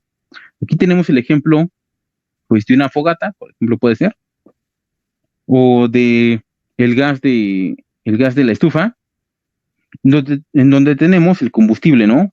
Una fuente de carbón que va a reaccionar con el oxígeno, que es el que se va a oxidar, y vamos a tener aquí arriba los productos, que es dióxido de carbono y agua, que se desprenden en forma de vapor, y se crea el calor o el desprendimiento de energía en forma de la flama que nosotros vemos.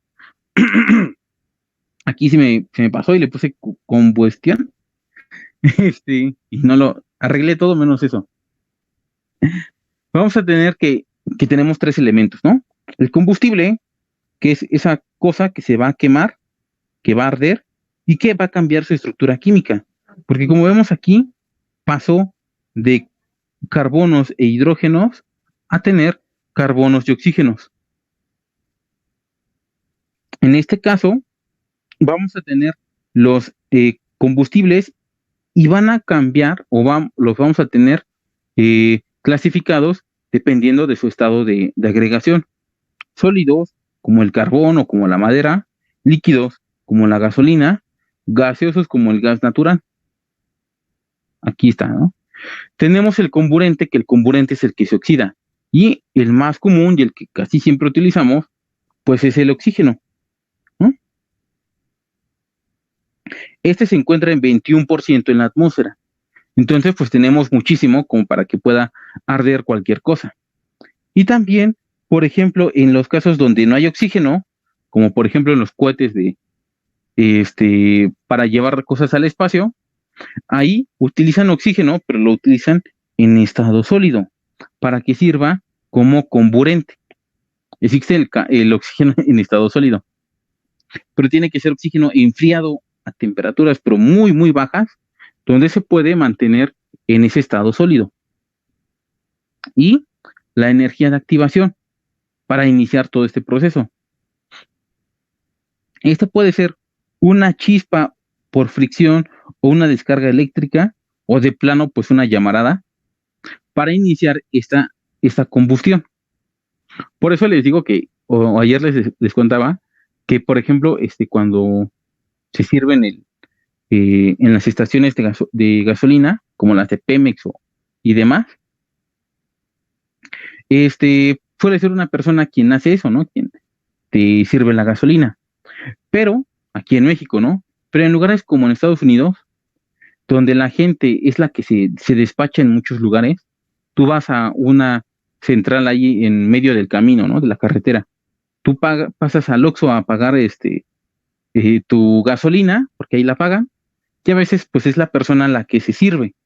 Pues como se da la fricción entre tú y el asiento del carro, que son como afelpados, se llega a dar la electricidad estática. Y han pasado muchos casos en donde las personas se han servido su propia gasolina, y al momento de que está saliendo, ¡pah!, se explota todo, se ve una así llamarada, porque los gases que desprende el combustible y el combustible en sí se prenden por una pequeña chispa que se produce por la persona que está cargada de electricidad estática, pues que viene ahí haciendo fricción pues, con el asiento del carro, ¿no? Y de repente, pues nada más explota. Sí. Vamos a tener que reacciones, por ejemplo, las reacciones redox, que aquí es donde ya viene lo bueno. En estas reacciones, ya casi vamos a terminar. Aquí en estas reacciones es cuando nosotros vemos cuando se transfieren electrones de una sustancia a otra, cuando hay cambios de los reactivos a los productos. Aquí uno tiene que buscar cuáles son los cambios, cuál es el elemento que se reduce y cuál es el elemento que se oxida. Las reacciones de combustión también son reacciones de oxidorreducción. En este caso, en este ejemplo que tenemos aquí, que es el que les ponía también ayer, como ni se ve ese color amarillo. Aquí tenemos al oxígeno. El oxígeno, en este caso, se encuentra en su llamado estado basal o estado base. Este estado basal que tenemos aquí,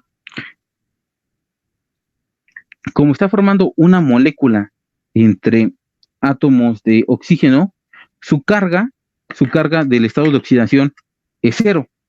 Todo elemento cuando se encuentra solito sin nada, en forma molecular como este oxígeno, su estado de oxidación es cero.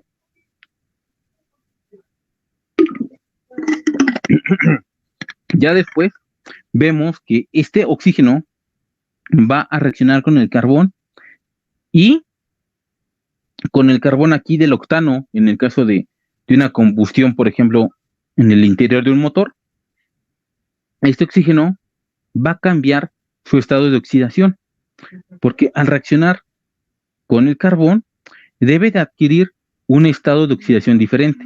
Aquí va a tener el estado de oxidación -2. ¿Cómo es eso? Pues bueno, porque si yo tengo este estado de oxidación -2, con estos dos oxígenos que hay aquí, yo haría esto, multiplicaría 2 por -2 y me dan -4, ¿no? Serían -4. Y siempre habíamos dicho que el carbón tenía estado de oxidación +4, porque puede formar 4 enlaces, ¿no? Pues aquí, -4 más 4, pues ¿cuánto va a ser? Se van a cancelar porque son iguales, y este va a ser igual a 0. Entonces aquí ya determiné el estado de oxidación del oxígeno, que está en -2. Y también en el caso del agua, que está acá al lado, vamos a borrar esto. En el caso del agua que tenemos aquí al lado, este de aquí ya cambió y va a ser lo mismo, también tiene el estado de oxidación -2, ¿no? Porque este tiene -2 y el hidrógeno siempre tiene un estado +1. Entonces, si yo hago la operación aquí, -2, tengo 2 hidrógenos. Si este es +1, 1 por 2, pues son 2, +2. Y +2 menos 2, pues es igual a 0. Aquí es importante pues, que sepan hacer las operaciones con números negativos para que vean cómo aquí el estado de oxidación del oxígeno ha cambiado. En las reacciones de óxido-reducción, yo siempre voy a tener que hacer eso. Tengo que hacer el cambio en los elementos y ver si cambió su estado de oxidación o se mantuvo igual. En el caso del carbón, este se mantuvo igual. Aquí, a ver, vamos a hacer lo siguiente. A ver, vamos a multiplicar. O vamos a ver el carbón, porque ayer nada más hice el del puro oxígeno y no hice el carbón. Pero pues hay que verificar también, ¿no? En este caso,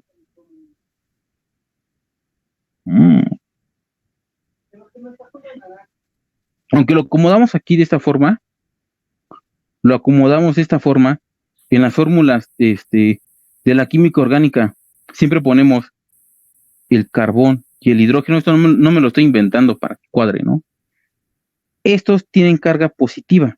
El hidrógeno tiene carga positiva y en esta reacción, aunque lo acomodamos de esta forma, el catión es este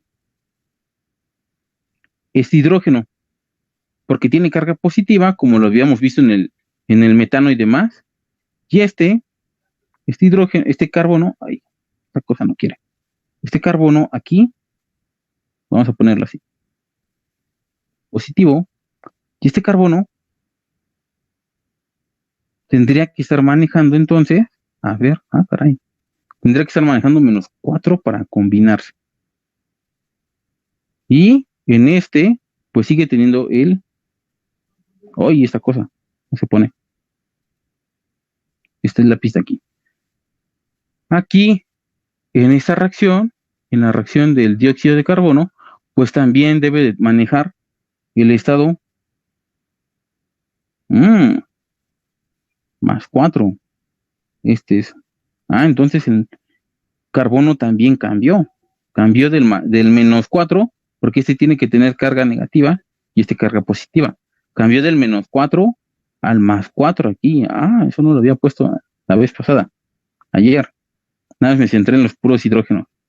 Aquí les había puesto una tablita para ver lo siguiente. ¿Cómo sé? ¿Cuál era la tabla? Y no los habré borrado. Creo que era esta. No, aquí les apunté la configuración. Creo que era esta. Híjoles, creo que sí la borré. Bueno, les había puesto una tabla, les había hecho una tablita aquí, en donde les ponía cómo saber si se oxidaba una cosa o se reducía. Porque aquí en las reacciones de óxido-reducción yo tengo que saber eso. Si ocurre una reducción, ocurre una oxidación. Aquí vamos a tener el punto cero y vamos a tener los números hacia acá positivos, +1, +2, +3. De este lado, los números negativos, -1, -2 y -3, ¿no? Pues, ¿qué va a pasar? Resulta ser que cuando yo tengo un proceso de reducción, cuando se reduce un cierto compuesto, es porque ha ganado electrones. Esto los puse positivo y negativo porque son las cargas eléctricas. También lo puedo poner como positivo y negativo y cambiar en la escala, pero yo lo hice así porque es más fácil. Recuerden, cuando un elemento gana electrones, se carga negativamente. Entonces la ganancia de electrones va a ir en el sentido hacia acá, hacia la izquierda. Y como les decía, cuando un elemento pierde electrones, se carga positivamente, porque ahora tiene más partículas de carga positiva, que son los protones. Pues bueno, cuando un elemento se reduce, aquí se reduce, es cuando gana electrones, cuando va hacia acá. Y cuando un elemento se oxida, es cuando pierde electrones. Entonces, en este caso, por ejemplo, el oxígeno, lo que pasó es que pasó de estar del estado 0 a ganar 2 electrones. Va a ganar 2 electrones aquí del hidrógeno, de aquí, y va a ganar por el enlace con el carbono, ¿no? Entonces, va a ganar 2. Entonces pasó del estado 0 al estado -2, y este se ha reducido. En cambio, aquí teníamos al carbón, pasó de estado -4 a +4. Este paso, vamos a suponer que esta línea de aquí es el 4. Esta aquí es -4. Y este de aquí, esta línea de aquí es +4, ¿no? Pues el carbón lo que hizo es que pasó del estado -4. Lo voy a poner acá arriba porque ya está muy lleno de rayas. Pasó del estado -4 al estado +4. Entonces lo que pasó con el carbono es que este se oxidó porque ha perdido perdió 8 electrones. Perdió 1, 2, 3, 4, 5, 6, 7 y 8, así se dice. Como pasó del estado -4 al +4, se dice que ha perdido 8 electrones y entonces se ha oxidado. En las reacciones de óxido-reducción, siempre uno se oxida y otro se reduce. Por eso ayer no me explicaba bien esa reacción a mí mismo. Porque hay unas reacciones que se llaman reacciones de descompensación, que esas son otras. En esas reacciones de descompensación, lo que pasa es que solamente un elemento, uno de ellos, así como yo lo había puesto así, ayer era una descomposición, por eso ahorita estoy grabando esto, y este es el que voy a subir. En las reacciones de descompensación, ocurre toda la reacción, y solamente un elemento de aquí, es el único que se reduce o se oxida, y el otro elemento, los otros elementos, no les pasa absolutamente nada.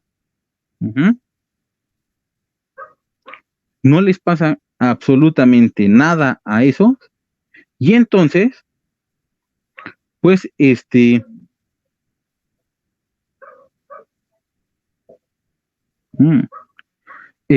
solamente uno hace esta reacción de óxido-reducción, y a eso se le llama o se le conoce como una reacción de descompensación, porque solo uno está perdiendo o ganando electrones y a los otros no les pasa nada.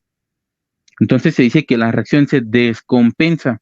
En las reacciones de óxido-reducción, y cuando hagan el balanceo óxido-reducción, siempre va a ser bien importante que veamos qué elementos se están reduciendo y cuáles se están oxidando, porque esto va a ser bien importante para hacer unas cosas que les llamamos la semi-reacción de óxido-reducción. Un ejemplo de la vida real es la lluvia ácida que se da de reacciones de síntesis y demás, también exotérmicas y demás. La lluvia ácida ocurre cuando, pues en la atmósfera, pues, hay varios gases, ¿no? Mucha mezcla de gases pues, que nosotros no podemos ver. Le había dicho que, por ejemplo, el nitrógeno está en 78%, ¿no? El oxígeno está en 21%. Y después queda un 1% que está compuesto de muchos gases diferentes, en proporciones bien chiquititas, pero se encuentran presentes en la atmósfera.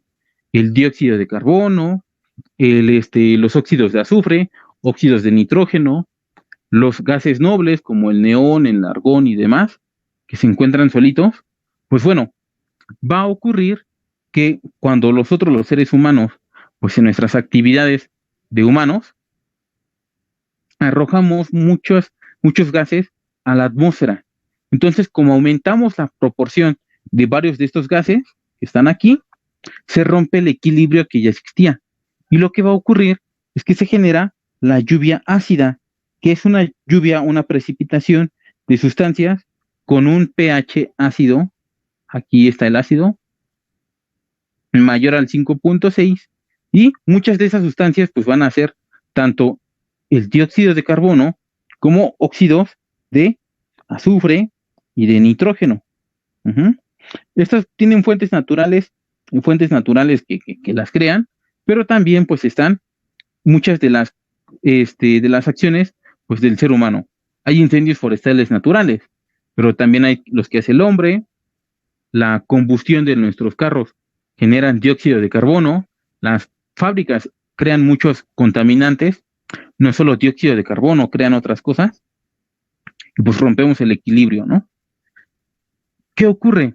Cuando aumentamos los niveles de CO2, esta se mezcla con el vapor del agua y hay una reacción y se crea ácido carbónico.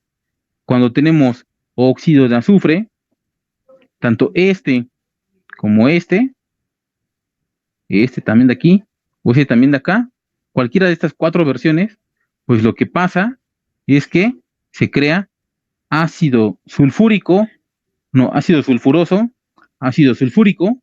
Acuérdense de la nomenclatura. Este es el intermedio mayor, este sería ácido sulfuroso y este sería ácido sulfúrico. Yo creo que como es no metal, algo así, solamente tiene creo que 2 estados para esto: sulfuroso y sulfúrico, oso y helico, ¿no?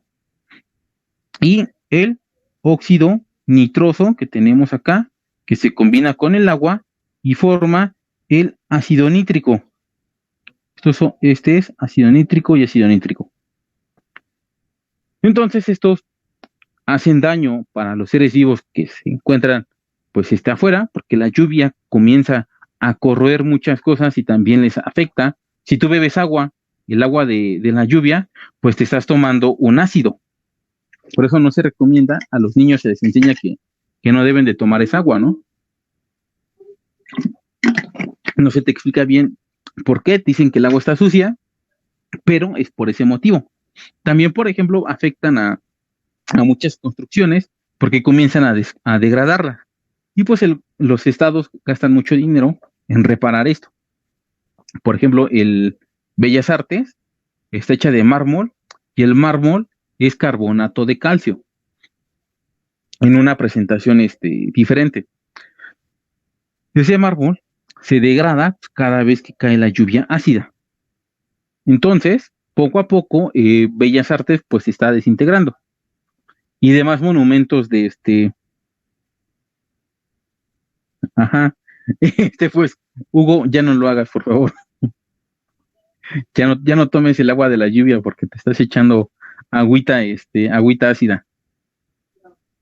Y entonces, pues, por ejemplo, Bellas Artes poco a poco se va desintegrando. Y los monumentos, bueno, qué malo que le hiciste de niño, pero ahora cuando tengas hijos o sobrinos o algo así, les dices que no tengan que hacerlo. Y pues se nos van desintegrando los monumentos, ¿no?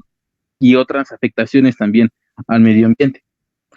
Ya no lo vamos a ver esto porque ya ahorita aquí ya voy a terminar. Ya son las 7:12. Oh. Sí, perdón. Pero vamos a ver la siguiente clase. Vamos a empezar con el balanceo químico. Vamos a empezar a ver el método del tanteo, que está aquí. Vamos a ver unos ejercicios del método por tanteo. Ahorita puse 2, ¿no? Pero yo voy a meter más. Y vamos a ver el método por oxidorreducción. Yo les decía que yo he visto las guías de los exámenes, tanto de la UNAM, de la UAM y del POLI, que he visto los bancos de preguntas, y yo no he visto muchos ejercicios de balanceo químico. Yo la verdad no he visto tantos, pero ahí están marcados. Y el problema es que a veces hay pues temas que aunque los ponen, como son muchos los temas, no los tocan, a veces en el examen. Entonces, lo que voy a hacer es que vamos a ver el balanceo. Sí voy a meter ejercicios de y del redox, y lo voy a explicar, pero no lo vamos a ver, ay, perdón, no lo vamos a ver tan complejo. Vamos a ver algunos cuantos ejercicios, y les voy a dejar más ejercicios, pero les voy a decir que no vienen tantos ejercicios de esos, como para que se tengan que matar haciendo un montón para el examen, porque si no, pues pues se van a matar haciendo balanceos, y a lo mejor viene una pregunta nada más, o ni siquiera vino una, ¿no? Y pues sería muy, muy feo para ustedes, ¿no? Ese clásico, ¿no? De todo lo que estuve estudiando no vino en el examen, pues sería muy feo que pasara eso, ¿no? Yo por eso no voy a poner tantos ejercicios de oxidorreducción. Uh-huh. Entonces, dudas, preguntas, quejas, comentarios, dudas existenciales también. No, nada más salimos asustados. Está bueno. Gracias. Entonces nos estaríamos viendo el día, bueno, al rato, los que tienen al rato biología conmigo. Sí, ahorita voy a subir las presentaciones. Ya grabé esta clase, más ya la voy a tener.